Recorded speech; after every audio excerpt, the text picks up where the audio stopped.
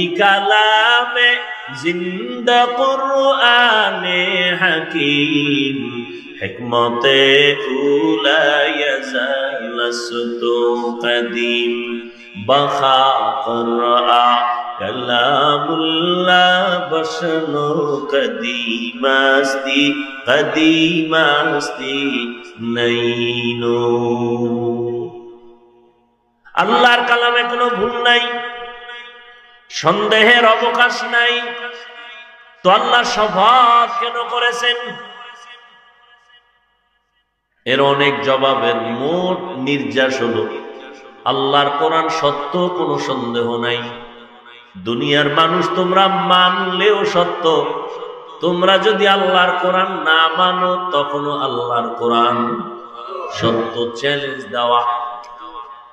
আল্লাহর দেওয়া যত কিতাব আছে, তাওরাত, জাবুর, এই মুখস্থ করেন, তাওরাত কি? তাওরাত, এরপর কি? জাবুর, এরপরে ইনজিল, হ্যাঁ, আরো সহিফা ছিল, এগুলো আল্লাহর দেওয়া। আর কিছু কিতাব আছে মানুষের তৈরি করা, গীতা, মহাভারত, রামায়ণ, বেদ, কুরআন, দীঘানিকা, জেন্দাবেস্তা, বাইবেল, তাওরাত, জবুরের দুইটার সমন্বয়ে এডিশন বানাইছে বাইবেল। সবগুলোর মধ্যে মন গড়া ঢুকাইয়া ভেজাল করেছে। কিন্তু ১৫০০ বছর আজ হয়ে গেল, আরো বেশি হয়ে গেল, আল্লাহর কোরআনের একটা কোনো ভুল, কোনো ভেজাল বের করতেও পারে নাই, ঢুকাইতেও পারে নাই। পারছে কেউ? তো আল্লাহ শপথ করলেন কেন? অনেক জবাবের নির্যাস হলো আল্লাহর কোরআন সত্য, কোনো সন্দেহ নাই। কসম খাইলেও সত্য, কসমের আগেও সত্য, পরেও সত্য। তবে আল্লাহ শপথ করে মানুষের অন্তরকে আকৃষ্ট করলেন। কসমের কথাটা অন্য কথার তুলনায় খুব গুরুত্ব বেশি। গুরুত্ব, এদিকে মনোনিবেশ হয়ে যাও। আর যে জিনিসের উপরে কসম করেছেন ওই জিনিসটা বড় দামি। আসমানের কসম করেছেন, আসমান বড় দামি। সূর্যের কসম করেছেন, সূর্য বড় দামি। গোটা দুনিয়াটাকে আলোকিত করে রেখেছে আল্লাহর দেওয়া সূর্যের আলো নিয়ে মানুষ যন্ত্র দিয়া আলোকে কন্ট্রোল করে নিজের মেশিনে ঢুকাইয়া জমিনে মানুষকে আলো দেয়। বিদ্যুৎ দিয়া আবার মাসে মাসে বিল নেয়। আল্লাহ কয়, রে গোলাম, সূর্যের আলো দিয়া বান্দা সৌর বিদ্যুৎ চালাই দি, মাসে মাসে বিল দিছো। আমি মাওলার দেওয়া সূর্যের আলো যে ফিরি ফিরি ভোগ করলি, কয় টাকা বিল দিছো? আমি তোর কাছে বিল চাই নাই। অক্সিজেন দরকার, হসপিটালে দৌড়ায় গেছো, অক্সিজেন নাই, নিঃশ্বাস বন্ধ, পাইপ লাগাইয়া অক্সিজেন দিল, মিটারে, কম্পিউটারে, মনিটরে বিল উঠে গেল, এত লক্ষ টাকা দাও, 1-2 ঘন্টা অক্সিজেন নিয়েছো। আর আমার মাওলার দেওয়া অক্সিজেন ভোগ করছো, কয় টাকা বিল দিছো? ওয়াসার পানি ব্যবহার করো, সরকার এনে বিল দাও। বোতলের পানি কিনে খাও, ফিল্টারের 1 গ্লাস পানি নাও, 5 টাকা 2 টাকা পানির দাম দাও। আমার মাওলার দেওয়া পানি যে জীবন বরবাদ করলা, কত গ্লাস পানি পান করলা, কি বিল দিছো হিসাব করো। আল্লাহ বলেন, এগুলো ফ্রি করে দিলাম, কোনো বিল চাই না। তোর কাছে এতটুকু চাই, দৈনিক 5 বেলার নামাজ পড়ে আমি মাওলার শুকর আদায় করবি। সকলের পরিচিত একটি সূরা আমি তেলাওয়াত করেছি, নবীজির একটি হাদিসের অংশ পড়েছি। আল্লাহ বলেন, ওয়াল আসর, আসরের শপথ, ইন্নাল ইনসানা লাফি খুসর, নিশ্চিত পৃথিবীর প্রত্যেকটা মানুষ ক্ষতির মধ্যে, অর্থাৎ জাহান্নামী। ইল্লা, কিন্তু, আমানু, যারা ঈমান আনছে তারা না, ওয়া আমিলুস সালিহাত, আমলে সালেহ করবে তারা না, ওয়া তাওয়াসাউ বিল হক, ঈমান আমলের দাওয়াত অন্যকে দিবে, তা'মুরুনা বিল মা'রুফ তারা না, ওয়া তাওয়াসাউ বিস সাবর, ধৈর্যের সাথে বাতিলের মোকাবেলা করবে, ওয়া তানহাউনা আনিল মুনকার, এরানা। নবীজি বলেন কুল্লু উম্মতি ইয়াদখুলুনাল জান্নাতা ইল্লা মান আবা, সব উম্মত জান্নাতে যাবে, সব উম্মত। খুশি না আপনারা? নামাজ ছাড়া যদি জান্নাত পাইলেন, কপাল কত ভালো।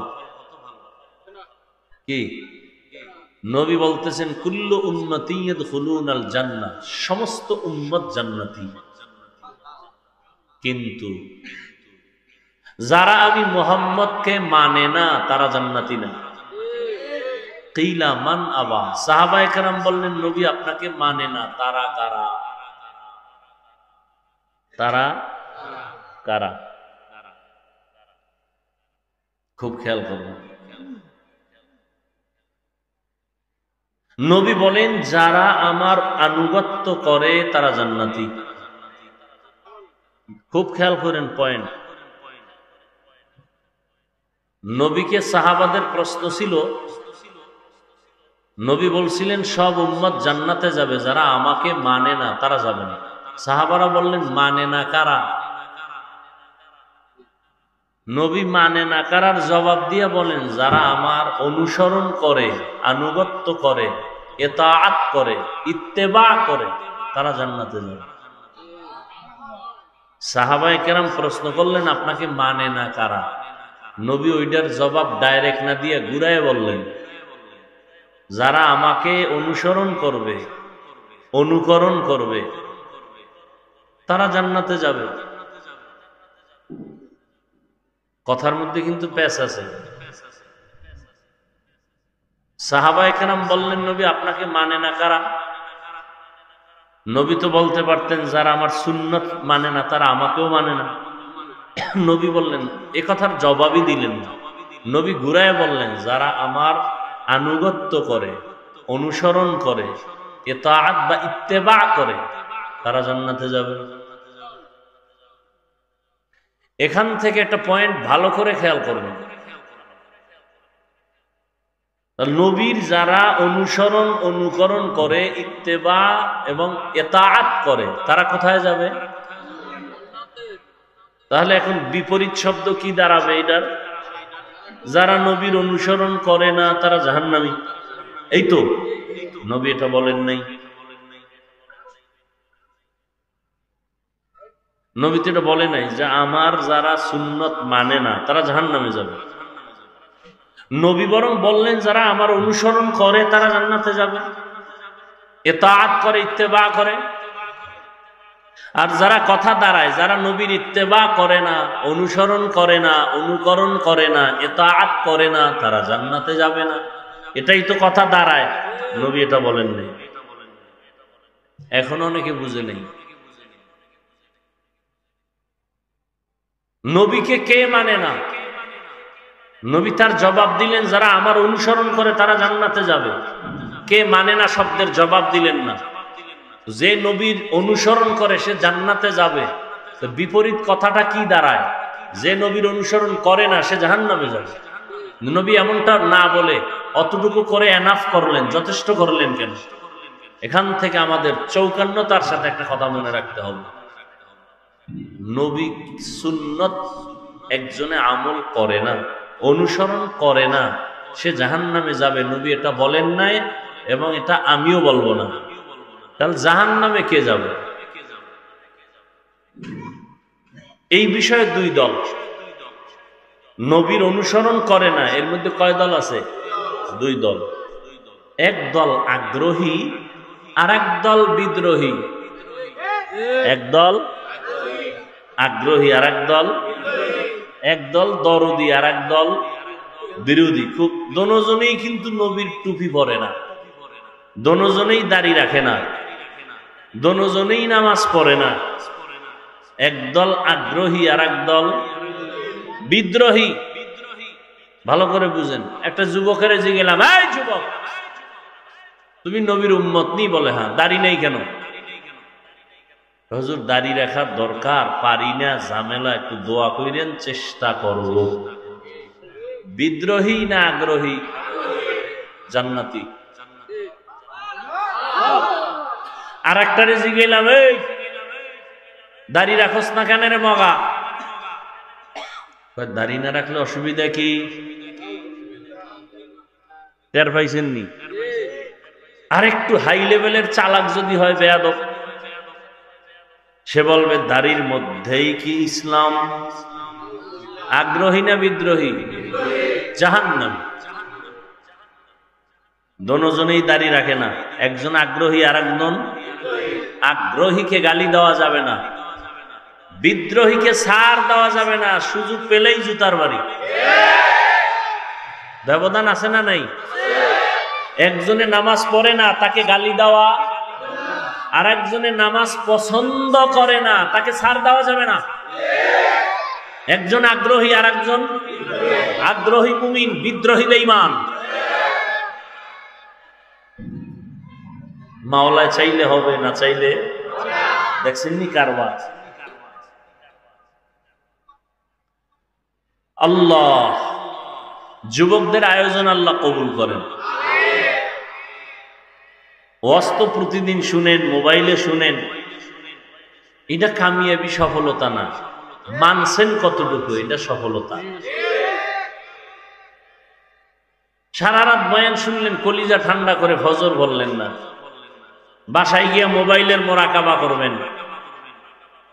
আমরা মোনাজাত ধরি বইয়া, আপনারা মোনাজাত ধরেন হইয়া, মাঝখানে মোবাইল লইয়া। এই বয়ান শুনে কি লাভ? একবার পড়েন, বিসমিল্লাহির রহমানির রহিম, ওয়াল আসরি ইন্নাল ইনসানা লাফি খুসর ইল্লাল্লাযীনা আমানু ওয়া আমিলুস সালিহাত ওয়া তাওয়াসাউ বিল হাক্কি ওয়া তাওয়াসাউ বিস সাবর। তরজমা বলে ফেলেছি, এবার সংক্ষেপ কিছু ব্যাখ্যা।